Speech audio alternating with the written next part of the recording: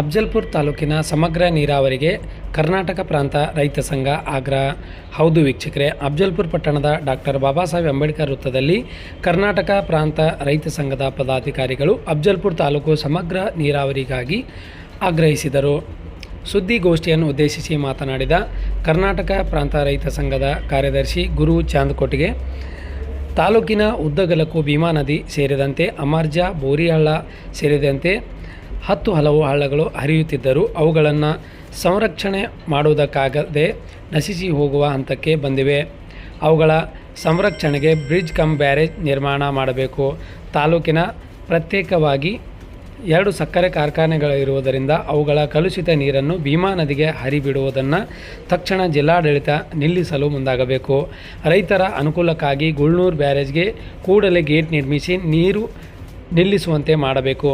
ತಾಲೂಕಿನಲ್ಲಿ ಕೆರೆಗಳ ಸ್ವಚ್ಛತೆಗೆ ಮುಂದಾಗಿ ನೀರು ನಿಲ್ಲಿಸುವಂತೆ ಮಾಡಬೇಕು. ಭೀಮಾ ಏತ ನೀರಾವರಿ ಕಾಲುವೆಯನ್ನು ಸ್ವಚ್ಛಗೊಳಿಸಿ ಈ ವರ್ಷದ ಆರಂಭಕ್ಕೆ ನೀರು ಹರಿಸುವಂತೆ ಮಾಡಬೇಕು. ಇಲ್ಲವಾದರೆ ತಾಲೂಕಿನಾದ್ಯಂತ ಉಗ್ರವಾದ ಪ್ರತಿಭಟನೆ ಕೈಗೊಳ್ಳಲಾಗುವುದು ಎಂದು ಎಚ್ಚರಿಕೆ ನೀಡಿದರು. ತದನಂತರ ಮಾತನಾಡಿದ ಕರ್ನಾಟಕ ಪ್ರಾಂತ ರೈತ ಸಂಘದ ತಾಲೂಕು ಅಧ್ಯಕ್ಷ ಶ್ರೀಮಂತ್ ಬಿರಾದಾರ್, ಹಸಿರು ಕ್ರಾಂತಿ ಮಾಡಿದ್ದೇವೆ ಎಂದು ಹೇಳುವ ಜನಪ್ರತಿನಿಧಿಗಳು ತಾಲೂಕಿನಲ್ಲಿ ಬರಗಾಲದ ಛಾಯೆ ಮೂಡಿಸುತ್ತಿದ್ದಾರೆ. ಅನ್ನವಿದ್ದರೂ ಊಟ ಮಾಡದ ಸ್ಥಿತಿಯಲ್ಲ ಇದೆ ನಮ್ಮ ಭಾಗದ ಜನರ ಬದುಕು. ತಾಲೂಕಿನಲ್ಲಿ ಜಲಸಂಪನ್ಮೂಲ ಇದ್ದರೂ ಸಹ ಸರಿಯಾದ ರೀತಿಯಲ್ಲಿ ಬಳಕೆಯಾಗುತ್ತಿಲ್ಲ. ತಾಲೂಕಿನಾದ್ಯಂತ ಸಮಗ್ರ ನೀರಾವರಿಗೆ ಜನಪ್ರತಿನಿಧಿಗಳು ಆದ್ಯತೆ ನೀಡಬೇಕು. ಇಲ್ಲವಾದರೆ ರೈತರೆಲ್ಲರೂ ಬೀದಿಗಿಳಿದು ಹೋರಾಟ ಮಾಡಬೇಕಾಗುತ್ತದೆ ಎಂದು ಎಚ್ಚರಿಕೆ ನೀಡಿದರು. ಇದೇ ಸಂದರ್ಭದಲ್ಲಿ ರೈತ ಮುಖಂಡರಾದ ರಮೇಶ್ ಪಾಟೀಲ್, ಭೀಮರಾವ್ ಗೌರ್, ಬಾಪುಗೌಡ ನಾರ್ಸೇರ್, ಬಸವರಾಜ್ ಮಂಗೆ ಸೇರಿದಂತೆ ಹಲವರು ಉಪಸ್ಥಿತರಿದ್ದರು. ತಾಲೂಕಿನಲ್ಲಿ ಇವತ್ತು ಈ ಒಂದು ಪತ್ರಿಕೆ ಏನು ಸುದ್ದಿ ಮಾಡೋದಕ್ಕೆ ಇವತ್ತು ಕಾರಣ ಏನು ಅಂತ ಕೇಳಿದ್ರೆ, ಅಫ್ಜಲ್ಪುರ ತಾಲೂಕಿನಲ್ಲಿ ಬಹುಶಃ ಕರ್ನಾಟಕದಲ್ಲಿ ಅಫ್ಜಲ್ಪುರ ತಾಲೂಕಿನಟ್ಟು ಏನು ಸಂಪನ್ಮೂಲ ಏನು ನೀರಿನ ಕುರಿತು ಸಂಪನ್ಮೂಲ ಸಾಕಷ್ಟು ಇದ್ರೂ ಕೂಡ ಇವತ್ತು ಅಫ್ಜಲ್ಪುರ ತಾಲೂಕು ಬರಗಾಲಕ್ಕೆ ತುತ್ತಾಗುವಂಥ, ನೀರಿನ ಸಮಸ್ಯೆ ಉದ್ಭವ ಆಗುವಂಥ ಪರಿಸ್ಥಿತಿಗೆ ಬಂದಿದೆ. ಇವತ್ತು ಅಫ್ಜಲ್ಪುರ ತಾಲೂಕಿನಲ್ಲಿ 3 ನದಿಗಳು ಹರಿತಾ ಇವೆ. ಒಂದು ಅಮರ್ಜಾ, ಒಂದು ಭೀಮಾ ಮತ್ತು ಒಂದು ಬೋರಿ. ಇಷ್ಟೆಲ್ಲ ಸಂಪತ್ತು ನಮ್ಮ ಏನು ಪ್ರಕೃತಿ ನಮ್ಮ ತಾಲೂಕಿಗೆ ಕೊಟ್ಟರೂ ಕೂಡ ನಮ್ಮ ತಾಲೂಕಿನ ಏನು ಆಡಳಿತ ಮಾಡೋ ಜನಪ್ರತಿನಿಧಿಗಳಾಗಿರ್ಬೋದು ಮತ್ತು ಅಧಿಕಾರಿಗಳಾಗಿರ್ಬೋದು ನೀರಿನ ಸಮಸ್ಯೆಯನ್ನು ತಡೆಗಟ್ಟಲಿಕ್ಕೆ ಸಾಧ್ಯವಾಗ್ತಾ ಇಲ್ಲ. ಯಾಕಂತ ಕೇಳಿದ್ರೆ ಬಹುಶಃ ಅವರಿಗೆ ರೈತರ ಮೇಲೆ, ರೈತರ ಅಭಿವೃದ್ಧಿ ಆಗಬಾರ್ದು ಅನ್ನೋಂಥ ಒಂದು ಭಾವನೆ ಇರ್ಬೋದೇನೋ ಅಂತ ಇವತ್ತು ನಮ್ಗೆ ಅನಿಸ್ತಾ ಇದೆ. ಇವತ್ತು ಪ್ರತಿಯೊಂದು ಮಾತಿನಲ್ಲಿ ಏನು 30 ವರ್ಷ ಆಳಿದಂಥ ಜನಪ್ರತಿನಿಧಿಗಳು ಮತ್ತು ಈಗ ಆಳುವಂಥ ಜನಪ್ರತಿನಿಧಿಗಳು ಹೇಳೋದೇನಂತ ಕೇಳಿದ್ರೆ, ಇದು ಅಫ್ಜಲ್ಪುರ ತಾಲೂಕು ಹಸಿರು ಕ್ರಾಂತಿ ಮಾಡೀನಿ ಅನ್ನುವಂಥ ಮಾತನ್ನ ಬಹಳಷ್ಟು ಜನರ ಏನು ಜನಪ್ರತಿನಿಧಿಗಳು ಹೇಳುವುದನ್ನು ನಾವು ಕೇಳ್ತಾ ಬಂದಿದ್ದೀವಿ. ಆದರೆ ಎಲ್ಲಿ ಹಸಿರು ಕ್ರಾಂತಿ ಆಗಿದೆ ಅನ್ನೋದು ನಮ್ಗೆ ಇವತ್ತಿಗೂ ಕೂಡ ರೈತರಿಗೆ ಅರ್ಥ ಆಗ್ತಾ ಇಲ್ಲ. ಇವತ್ತು ಸಣ್ಣ ಬ್ಯಾರೇಜ್ ಆಗಿದೆ, ಆ ಬ್ಯಾರೇಜನ್ನ ತೋರಿಸಿ ಹಸಿರು ಕ್ರಾಂತಿ ಮಾಡಿದ್ದೀನಿ ಅನ್ನುವಂಥ ಮಾತನ್ನು ಹೇಳ್ತಾ ಇದ್ದಾರೆ. ಇವತ್ತು ಅಫ್ಜಲ್ಪುರ ತಾಲೂಕಿನಲ್ಲಿ ಕಾಲುವೆ ಏನು 20 ವರ್ಷದಿಂದ ಆಗಿರುವಂಥ ಕಾಲುವೆ ಇವತ್ತಿಗೂ ಕೂಡ ಕಡೆ ಹಳ್ಳಿಗೆ ನೀರು ಹರಿದಿಲ್ಲ. ಮತ್ತು ಅಫ್ಜಲ್ಪುರ ತಾಲೂಕಿನಲ್ಲಿ ಏನದು ಸಣ್ಣ ಬ್ಯಾರೇಜ್ 3.16 TMs ನೀರು ಹಿಡಿದು ರೈತರಿಗೆ ನೀರು ಕೊಡಬೇಕಾದಂತ ಇವತ್ತು ಬ್ಯಾರೇಜ್ ಇವತ್ತು ಖಾಲಿ ಆಗಿದೆ ಅಂತ ಹೇಳಿ ಏನು ನೀರಾವರಿ ಅಧಿಕಾರಿಗಳು ಇವತ್ತು ಜಸ್ಕಾಂ ಇಲಾಖೆಗೆ ಒಂದು ನೋಟಿಸ್ ಅನ್ನ ಕೊಟ್ಟಿದ್ದಾರೆ. ಅಲ್ಲಿ ಏನು ಪಂಪ್ಸೆಟ್ ಇದ್ದಂತ ರೈತರ ವಿದ್ಯುತ್ ಅನ್ನ ಕಡಿತ ಮಾಡಿ ಪಂಪ್ಸೆಟ್ ಗಳನ್ನ ಬಂದ್ ಮಾಡ್ರಿ ಅಂತ ಹೇಳಿ ನಾವು ಕೇಳ್ತಾ ಇದ್ದೀವಿ. ಏನು ಆಳಿದವರಿಗೆ ಮತ್ತು ಅಧಿಕಾರಿಗಳಿಗೆ ಏನು ರೈತರ ಬೆಳೆದ ಬೆಳೆಯನ್ನ ಒಣಗಿಸಿದ್ರೆ ಈ ತಾಲೂಕಿನಲ್ಲಿ ಏನು ಹಸಿರು ಕ್ರಾಂತಿ ಆಗ್ತದ ಅಂತ ಹೇಳಿ ಇವತ್ತು ನಾನು ಏನು ಅಧಿಕಾರಿಗಳಿಗೆ ಪ್ರಶ್ನೆಯನ್ನ ಮಾಡ್ತಾ ಇದ್ದೀನಿ. ಹೀಗಾಗಿ ನಾವು ಇವತ್ತು ಜನಪ್ರತಿನಿಧಿಗಳಿಗೆ ಕೇಳೋದೇನಂತ ಕೇಳಿದ್ರೆ, ಇವತ್ತು ನಮ್ಮ ತಾಲೂಕಿನಲ್ಲಿ ಸಾಕಷ್ಟು ಏನು ನೀರಿನ ಉಪಯೋಗ ತಗೊಳ್ಳುವಂತ ಅವಕಾಶಗಳಿದ್ರೂ ಕೂಡ ಯಾಕೆ ನೀವು ರೈತರಿಗೆ ನೀರನ್ನು ಒದಗಿಸಲು ಸಾಧ್ಯ ಇಲ್ಲ? ಇವತ್ತು ಬೋರಿ ಆಗಿರ್ಬೋದು ಮತ್ತು ಅಮರ್ಜಿ ಆಗಿರ್ಬೋದು ಏನು 200 ಮೀಟರ್ಗೆ ಒಂದೊಂದು ಬ್ರಿಡ್ಜ್ ಕಮ್ ಬ್ಯಾರೇಜ್ ಅನ್ನ ಮಾಡಿ ರೈತರಿಗೆ ನೀರು ನಿಂದ್ರಿಸಿಕೊಟ್ರೆ ಇವತ್ತು ರೈತರ ಹಸಿರು ಕ್ರಾಂತಿ ಆಗ್ಲಿಕ್ಕೆ ಸಾಧ್ಯ ಇದೆ. ಬರೀ ಭಾಷಣ ಮಾಡಿದ್ರೆ ತಾಲೂಕಿನಲ್ಲಿ ಹಸಿರು ಕ್ರಾಂತಿ ಆಗ್ಲಿಕ್ಕೆ ಸಾಧ್ಯ ಇಲ್ಲ ಅಂತ ನಾನು ಈ ಸಂದರ್ಭದಲ್ಲಿ ಹೇಳಿಕೆ ಬಯಸ್ತಾ ಇದ್ದೀನಿ. ಮತ್ತು ಇವತ್ತು ಅಫ್ಜಲ್ಪುರ ತಾಲೂಕಿನಲ್ಲಿ ರೇಣುಕಾ ಸಕ್ಕರೆ ಕಾರ್ಖಾನೆ ಆಗಿರ್ಬೋದು, APR ಸಕ್ಕರೆ ಕಾರ್ಖಾನೆ ಆಗಿರ್ಬೋದು, ಕಾರ್ಖಾನೆ ಬಂದ ನಂತರ ತಾಲೂಕು ಡೆವಲಪ್ಮೆಂಟ್ ಆಯ್ತು ಅಂತ ಹೇಳಿ ಬಹಳಷ್ಟು ಜನ ಅನ್ಕೊಂಡಿದ್ದಾರೆ.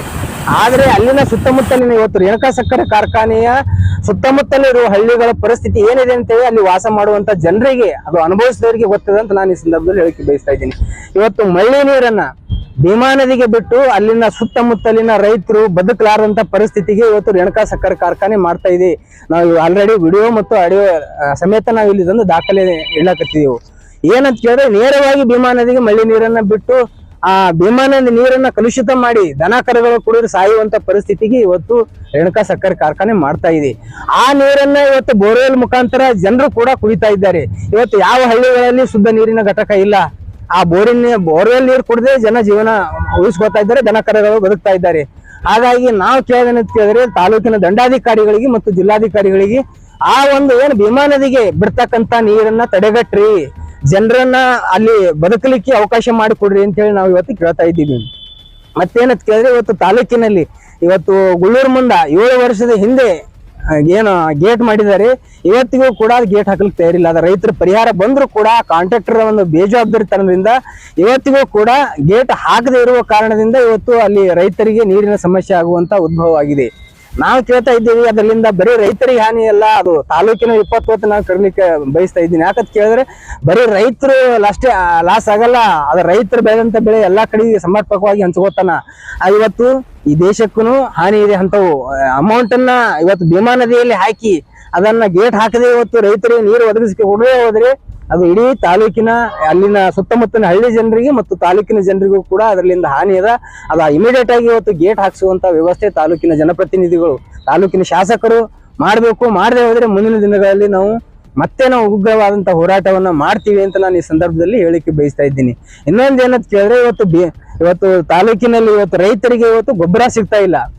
ಇವತ್ತು DAP ಮತ್ತು ವೀರ್ಯ ಇವತ್ತು ರೈತರಿಗೆ ಇವತ್ತು ಗೊಬ್ಬರ ಸಿಗದೇ ಇರುವ ಕಾರಣದಿಂದ ರೈತರು ಬೆಳೆಗಳನ್ನ ಹಾನಿಯಾಗುವಂತ ಸಂದರ್ಭ ಬಂದಿದೆ.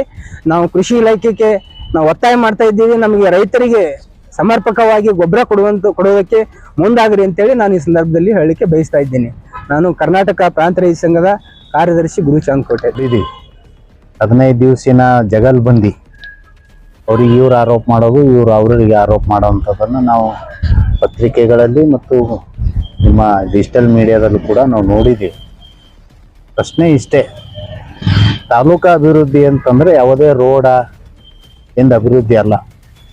ಕರ್ನಾಟಕ ಪ್ರಾಂತ ರೈತ ಸಂಘ ತಾಲೂಕಿನ ಅಭಿವೃದ್ಧಿ ಅಂದರೆ ಈ ತಾಲೂಕಿನಲ್ಲಿ ನೀರಾವರಿ ಆಗಬೇಕು, ವಿದ್ಯುತ್ ಸಿಗಬೇಕು, ರೈತರು ಬೆಳೆದಂಥ ಬೆಳೆಗೆ ಬೆಂಬಲ ಬೆಲೆ ಸಿಗಬೇಕು ಆದ್ರೆ ಮಾತ್ರ ಏನಾದ್ರೆ ತಾಲೂಕು ಅಭಿವೃದ್ಧಿ ಅನ್ನೋಂಥದ್ದು. ಈಗಾಗಲೇ ಗುರು ಚಾಂದಕೋಟೆ ಅವರು ಹೇಳಿದರು, ಇವತ್ತು ನಮ್ಮಲ್ಲಿ ನೀರಿನ ಜಲಮೂಲ ನಮ್ಮಲ್ಲಿ ಅಫಜಲ್ಪುರ ತಾಲೂಕಿನಲ್ಲಿ ಯಾವುದೇ ಕೊರತೆ ಇಲ್ಲ. ಇವತ್ತು ಬೇರೆ ಬೇರೆ ಮೇಲಿನಿಂದ ಹರಿದು ಬರುವಂಥ ನದಿಗಳ ಪೂರಾ ಮುಚ್ಚೋಗಿ ನಶಿಸೋಗ್ಯಾವ. ಇವತ್ತು ಅಮರ್ಜ ನದಿ ಸುಮಾರು ಬುಸ್ನೂರ ಇದರಲ್ಲಿಂದ ಬರ್ತದೆ. ಆದ್ರೆ ಆ ಬಂದಂಥದ್ದು ಇಲ್ಲಿ ಅಫಜಲ್ಪುರ ಬಂದಾಗ ಅದು ಪೂರ ಇಲ್ಲ, ಅಮರ್ಜ ನದಿನೇ ಇಲ್ಲ. ಮತ್ತು ಇವತ್ತು ಬೋರಿ ಅದ, ಬೋರಿ ಇಲ್ಲ. ಈ ಬೋರಿ ಮತ್ತು ನದಿಗಳು ಇಲ್ಲಿ ಸಂರಕ್ಷಣೆ ಮಾಡೋದ್ರಲ್ಲಿಂದ ಈ ಭಾಗದ ಅಭಿವೃದ್ಧಿ ಆಗ್ತದ ಅನ್ನೋಂಥದ್ದು ಕರ್ನಾಟಕ ಪ್ರಾಂತ ರೈತ ಸಂಘದ ಆಶೆ ಅದು. ಏನು ಆಶೆ? ಆ ನದಿಗಳನ್ನ ಪುನರ್ ಜೀವನ ಮಾಡಬೇಕು, ಪುನಃ ನವೀಕರಣ ಮಾಡಿಕೆಸಿಂದ ಅದು ಅಲ್ಲಿ 200 ಮೀಟರ್ಕೊಂದೊಂದು ಬ್ರಿಡ್ಜ್ ಕಮ್ ಬ್ಯಾರೇಜ್ ಮಾಡಿದೆವು ಅಂತಂದ್ರೆ ನಮ್ಮ ಬ್ಯಾಸಿಗೆ ನೀರು ನಿಂದಿರ್ತಾವನ್ನಂತ ಕಲ್ಪನೆ ನಮಗೆ. ಬ್ರಿಡ್ಜ್ ಕಮ್ ಬ್ಯಾರೇಜ್ ಮಾಡಿದೆವು ಅಂತಂದ್ರೆ ನಮ್ಮ ಬ್ಯಾಸಿಗೆ ನೀರು ನಿಂದಿರ್ತಾವನ್ನಂತ ಕಲ್ಪನೆ ನಮಗೆ. ನೀರಿನ ಮೂಲ ಜಲಮೂಲದವರು ಎರಡನೇ ನಮ್ಮಲ್ಲಿ ಸುಮಾರು 8-9 ಕೆರೆಗಳಿವೆ.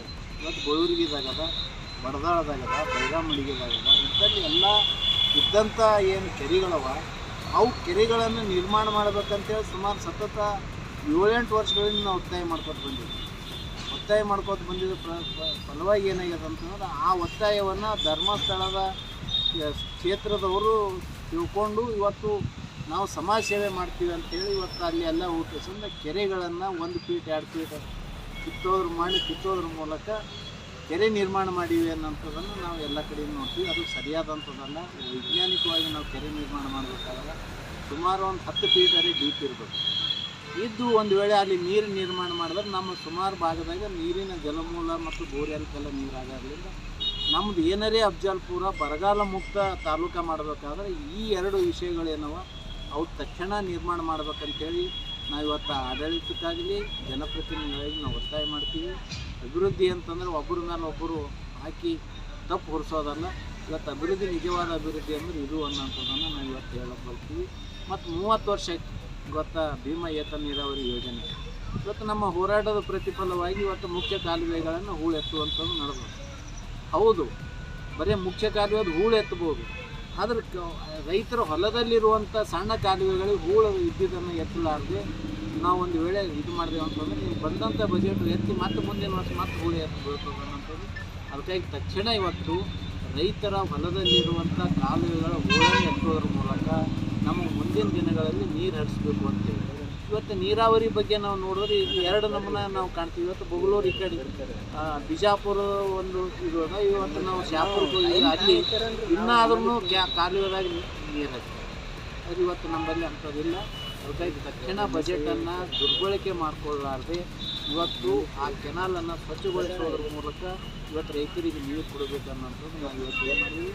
ನಾವು ಮುಂದಿನ ದಿನಗಳ ಪರಿಹಾರ ಕೊಟ್ಟಿಲ್ಲ. ಯಾವ ಕೆನಾಲನ್ನು ಯಾರು ಹೊಲ್ದಾಗ ಹೋಗ್ಯಾರ ಅವ್ರಿಗೆ ಇನ್ನೂ ಪರಿಹಾರ ಸಿಕ್ಕಿಲ್ಲ. ಇಂಥವೆಲ್ಲನೂ ಇವತ್ತು ತಕ್ಷಣ ಮಾಡಬೇಕು ಅನ್ನೋಂಥದ್ದು ಮಾನ್ಯ ಜಿಲ್ಲಾಧಿಕಾರಿಗಳು ಒಂದು ಮನವಿ ಪತ್ರ ಕೊಡ್ತೀವಿ. ಮುಂದಿನ ದಿನಗಳಾದಾಗ ಹೋದ ಸಲ ನಾವು ಕಬ್ಬಿನ ವಿಷಯವನ್ನು ಇಟ್ಕೊಂಡು ದೊಡ್ಡ ಮಟ್ಟದ ಹೋರಾಟ ಮಾಡಿದ್ವಿ. ಈ ಸಲ ಸಮಗ್ರ ನೀರಾವರಿ ಆಗಬೇಕು ತಾಲೂಕಿನಲ್ಲಿ ಅಂತೇಳಿ ಒಂದು ದೊಡ್ಡ ಮಟ್ಟದ ಹೋರಾಟ ರೂಪಿಸುವ ಮೂಲಕ ಜನರ ಮಧ್ಯೆ ಹೋಗಿ ಜಾಗೃತಿ ಮೂಡಿಸ್ತೀವಿ. ಒಂದು ವೇಳೆ ತಕ್ಷಣ ಎಚ್ಚೆತ್ತುಕೊಳ್ಬೇಕು ಸರ್ಕಾರ.